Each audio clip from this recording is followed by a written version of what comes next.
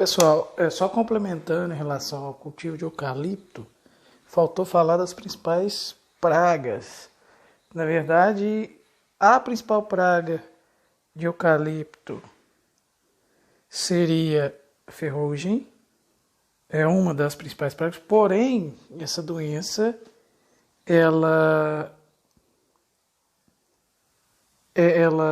causa danos grandes, porém é controlada com materiais genéticos resistentes, então a gente não tem tanto problema com a ferrugem mais nos dias de hoje, justamente por causa da resistência de materiais genéticos, invasão de plantios em áreas desfavoráveis ao patógeno e fungicidas principalmente em viveiros, né? Mas em viveiro, as principais doenças são relacionadas a tombamento. Então, por exemplo, no estaqueamento, produção de estaca, Cilidiocladium, Rhizoctônia, também causando podridão. Então, fungos apodrecedores causam muitos problemas. E como é um ambiente com muita irrigação, também pode ter problema bacteriose. Já no campo, voltando para o campo, né, formigas e cupins. Cupim a gente viu forma de controle dele, então ele e a formiga são duas das principais pragas, as mais comuns e que geralmente dão os maiores prejuízos. Cupim, então, se trata com cupinicida no viveiro. Lagarta desfolhadora é muito problemático. Principal controle, a aplicação de BT, ela pode causar danos severos dependendo do nível de infestação. Psilídeo da concha, ele vai sugar, causando esfoliamento. Principal forma de controle, parasitoide importado. Vou baixar isso aqui. Percevejo bronzeado, hoje, nos dias de hoje, ele era um dos principais pragas, uma praga nova, pouco controlada. Inclusive, o pessoal estava utilizando materiais genéticos com o camaldulense, porque o camaldulense ele tem uma certa tolerância a ele. Hoje em dia, controle biológico com parasitóides de ovo, porém ainda está em desenvolvimento o que tem importado, então não se tem tanto controle. O controle estava sendo feito com a escolha de materiais genéticos mais resistentes ao ataque do percevejo bronzeado. O percevejo bronzeado justamente por isso aqui, ó. O ataque dele causa um sugamento de seiva que causa um bronzeamento nas folhas. Então a floresta fica bronzeada e não mata, mas causa danos muito grandes. Besouro amarelo, ele come folha e causa perda. Isso aqui já tive ocorrência dele no viveiro, e de um dia para o outro ele surge e causa um estrago muito grande. Então, controle químico com inseticidas químicos é o suficiente. Bom dia, pessoal. Agora vamos falar um pouco da cultura do pinus. O cultivo de pinus, eu não vou me aprofundar tanto, vou colocar materiais de suporte para vocês, mas eu não vou aprofundar tanto porque o pinus ele não é uma espécie muito produzida em Goiás. Na verdade, quase não tem produção comercial de pinus em Goiás, mas eu vou comentar do cultivo, dos usos e tudo mais, colocar alguns vídeos complementares também. O pinus, ele é uma planta perene, produtora de resina, e serve para madeira serrada, e carvão e celulose. Pode chegar a 40 metros de altura. O cultivo no Brasil já é antigo. Ele é utilizado para substituir madeira nativa no uso muito diverso. Então, papel, madeira em si, chapas e verniz. Espécies mais plantadas: Pinus eliote no sul. Então, eliote, a gente viu lá na parte de escolha de material genético, na aula de cultivo das espécies. Pinus eliote é uma espécie que é para clima mais frio. Então, ele é indicado para serraria, indústria moveleira, resina. Ele tem o crescimento rápido, mais rápido. Então, sendo 7, 8 anos, pensando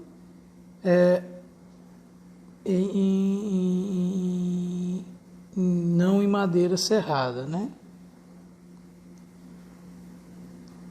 Suporta temperaturas maiores.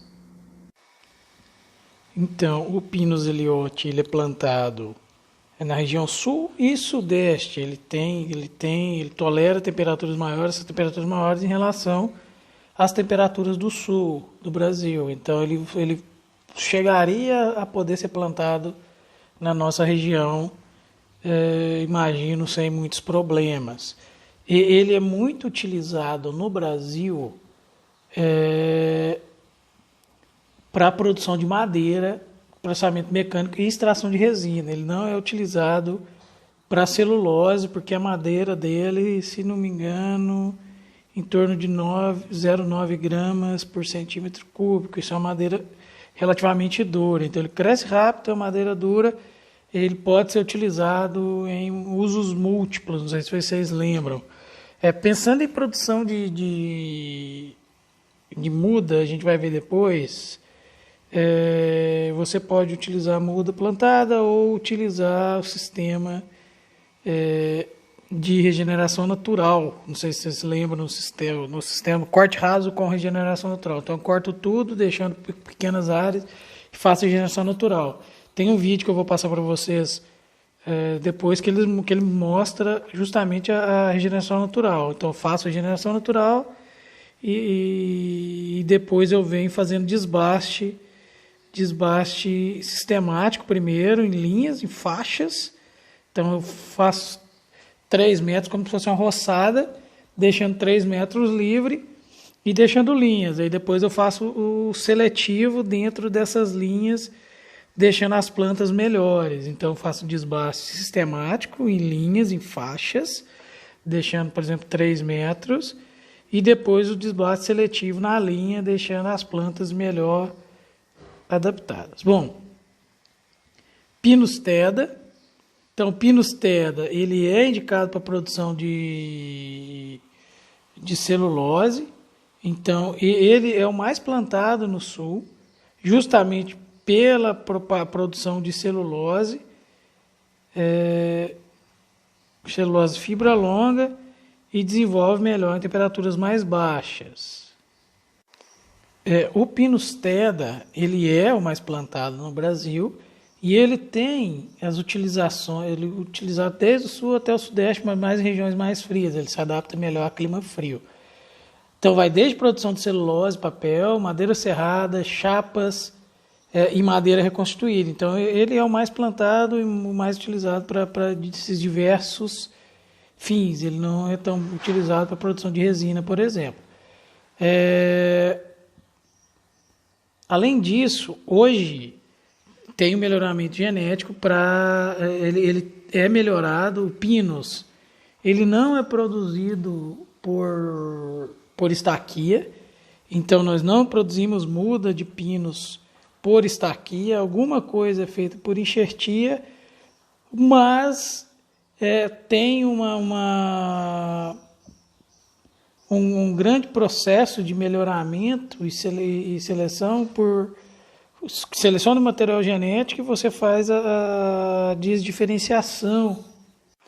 Então, desdiferenciação e embriogênese somática. Então, eu retorno basicamente o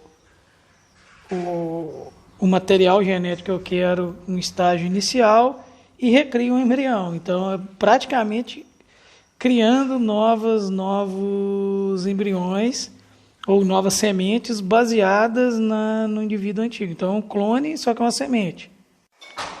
Então, hoje, essa é uma das formas de melhoramento do Pinus no Brasil. Então, eu seleciono os indivíduos melhores e aí eu faço esse processo de embriogênese somática, de desdiferenciação e a criação, a micropropagação via embriogênese somática para o Pinus, principalmente o Pinus teda, que ele é o Pinus mais plantado no Brasil, que vai desde a celulose até produção de chapas compensados e indústria desse tipo. O outro seria o Pinus caribeia. A gente já viu, o Pinus caribeia ele acontece na região do Caribe, né? Como o nome já diz. Ele é indicado para a produção de resina, serraria e celulose. É uma madeira mais leve, não suporta geada, então ele é mais indicado para a nossa região. Indicado de São Paulo até Amazonas.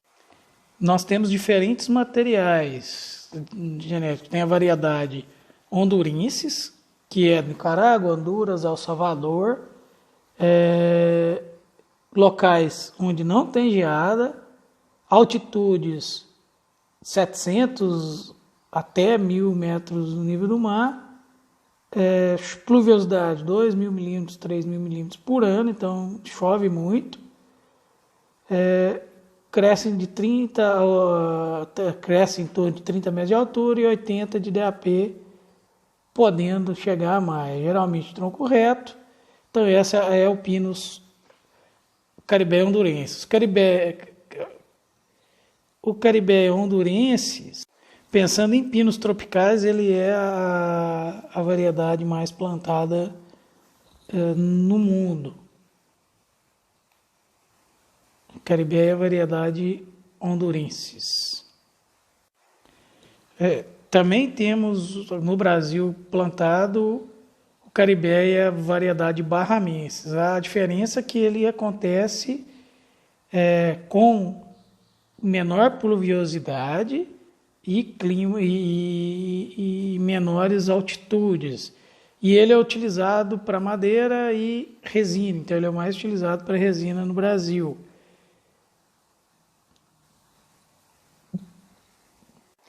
E uma terceira variedade menos plantada é o Caribeia, variedade Caribeia. Ele temperatura ideal para ele é de 5 a 25, pluviosidade 700 a 1.300 milímetros, e ele é indicado para a produção de resina em locais mais quentes. Então, ele é utilizado para a produção da resina em locais mais quentes. Pinus tecumani, madeira pesada, alta produtividade, indicado para áreas de clima tropical, não suporta geada e pouco exigente de fertilidade do solo. Então, ele é um Pinus indicado para madeira. Ele é uma madeira de excelente qualidade, pesada, com maior resistência, utilizado então para locais quentes. Além de para locais quentes, então ele é valorizado pela qualidade da madeira e uma taxa de crescimento mais alta. Pensando na produção de mudas, a produção não diferencia muito. A diferença é que os pinos mais de inverno, né, eles necessitam uma estratificação e os demais não. Simplesmente o plantio. Pensando em produção de muda de semente, é interessante o uso de micorrizas específicas para ajudar na absorção de fósforo futura, né? Tá aqui um exemplo de mudas produzidas sem micorriza e com micorriza. Além disso, tem as sementes melhoradas geneticamente. Opa. Tá.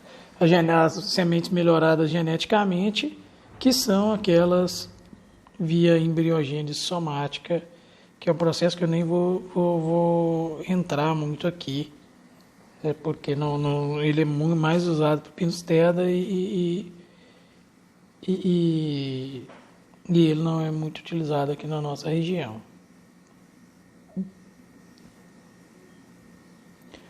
Os demais processos da produção de mudas são iguais à produção de mudas, por exemplo, para eucalipto ou para uma planta com produção de muda por semente.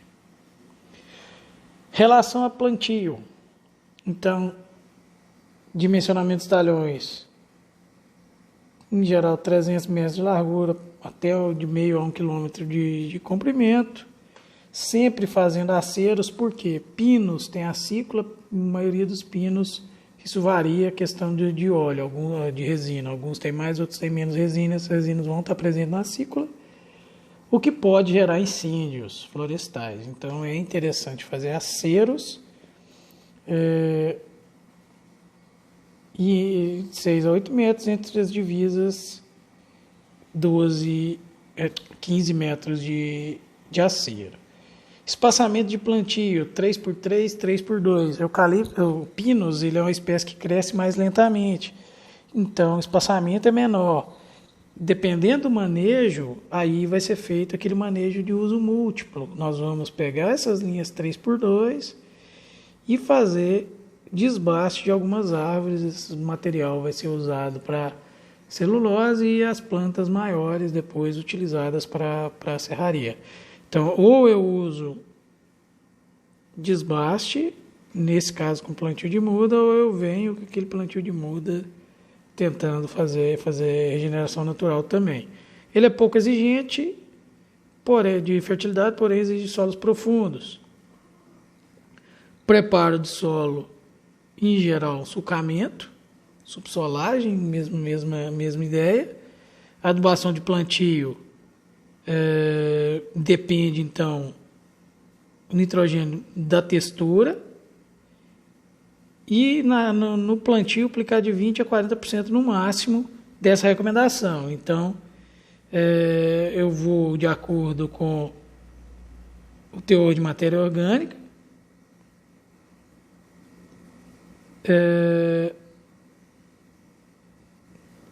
e aplico de 30 a 0 quilos de nitrogênio por hectare, porém, aplicando de 20% a 40% na adubação de plantio. Fósforo, de acordo com textura e de acordo com a produtividade. Então, o que a gente tem? Teor de argila, solos mais argilosos, solos menos argilosos, e o teor de fósforo.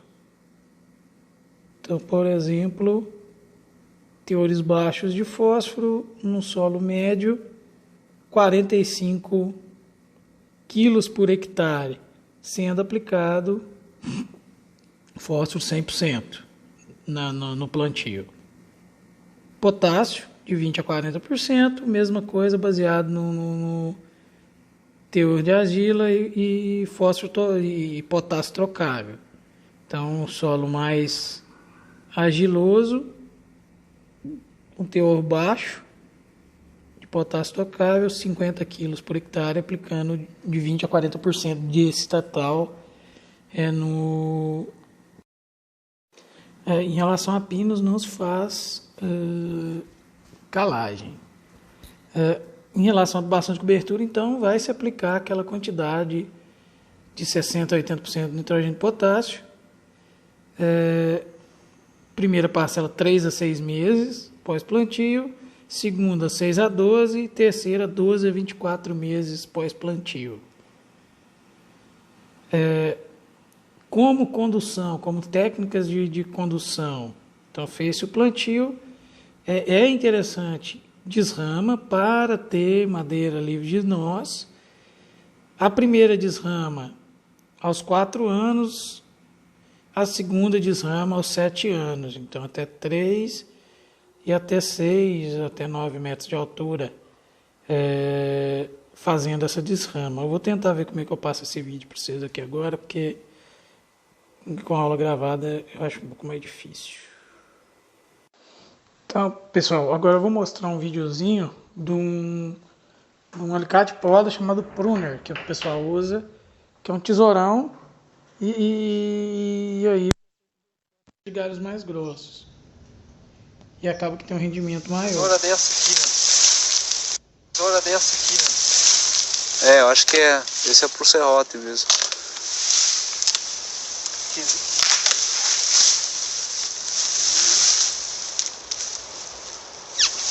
Corta você até galhos mais grossos. Foi.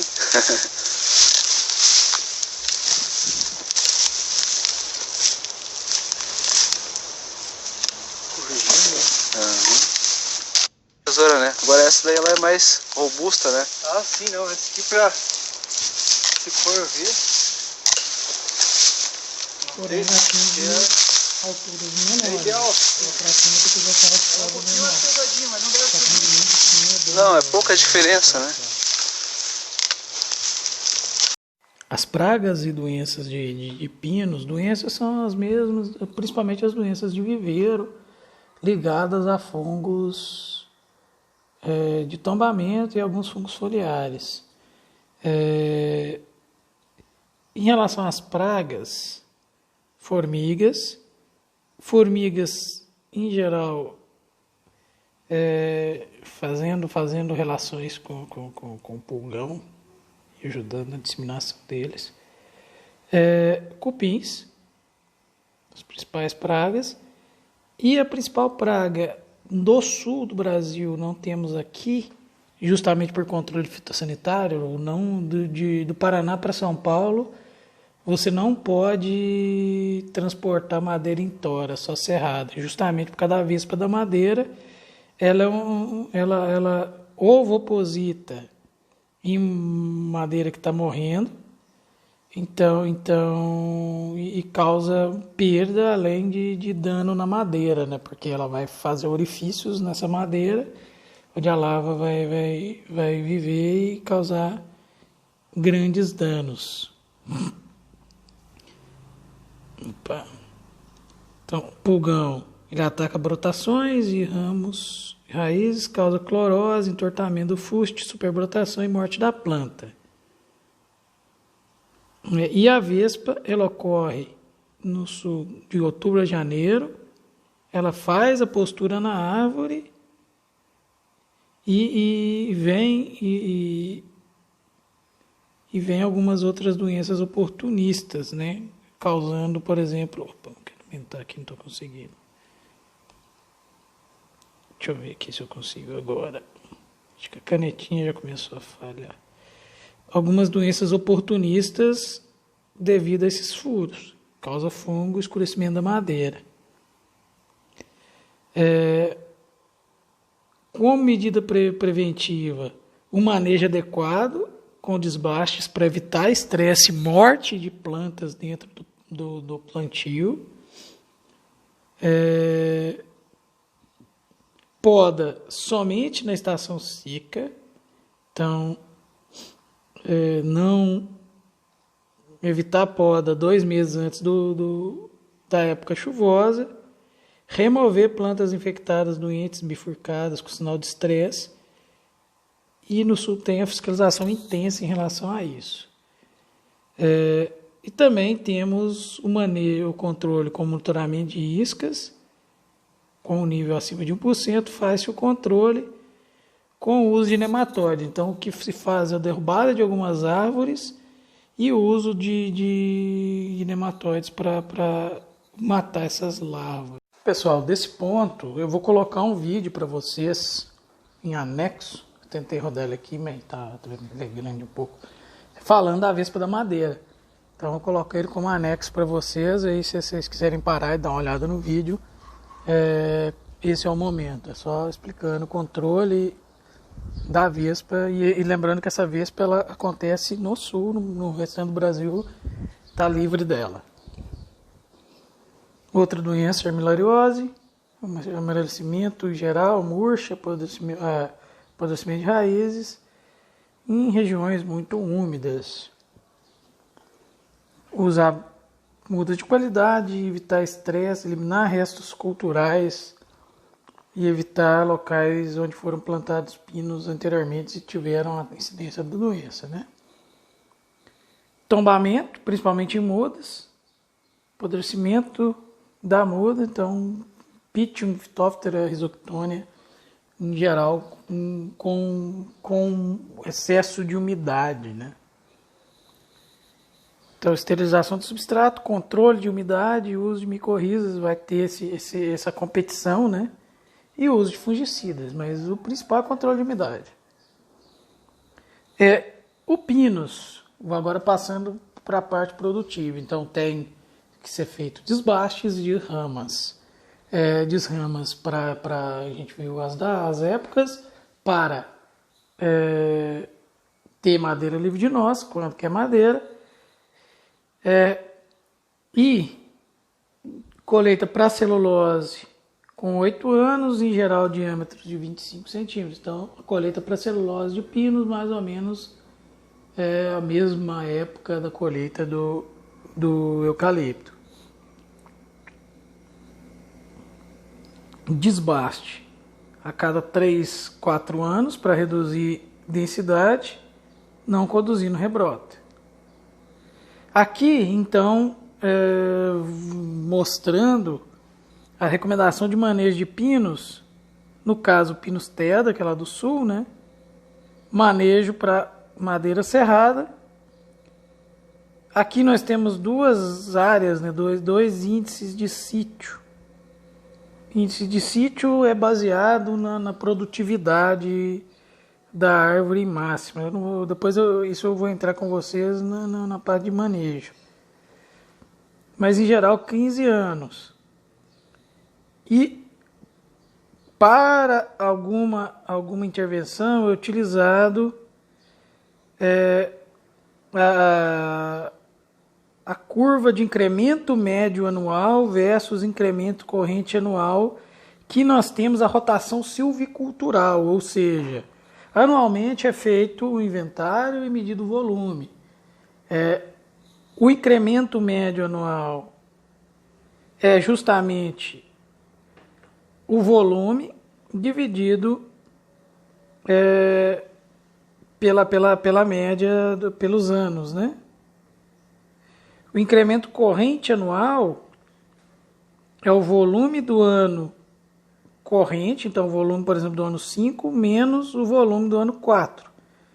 Então, o incremento médio anual é o volume total dividido pela quantidade de anos.